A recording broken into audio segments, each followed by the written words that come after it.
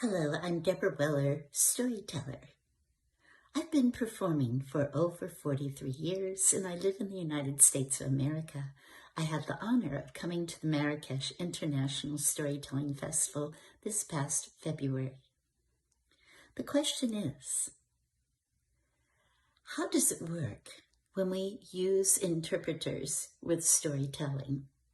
I have used a variety of interpreters, from language interpreters in Germany and Vietnam, and also in Marrakesh, to American Sign Language interpreters.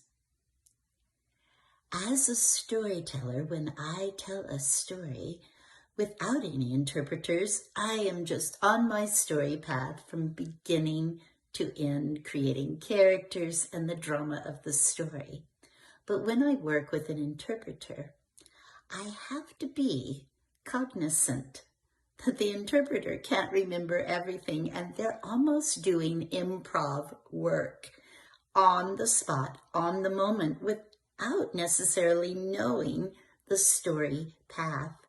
So when you work with an interpreter, it's very important that you pause after a few sentences and let the interpreter work their magic, as I've seen them create emotion in the story when they're interpreting in their own language.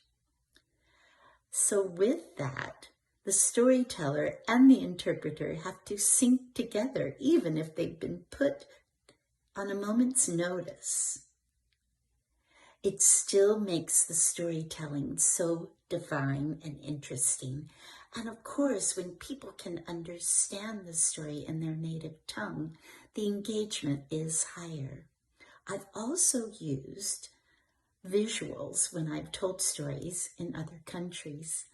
That way, visuals speak the language of the story as well. So when a storyteller and an interpreter work together without having practiced in an improvisational moment at a festival or just called up to interpret, there needs to be a beating of the same heart, and they each need to be respectful of one another.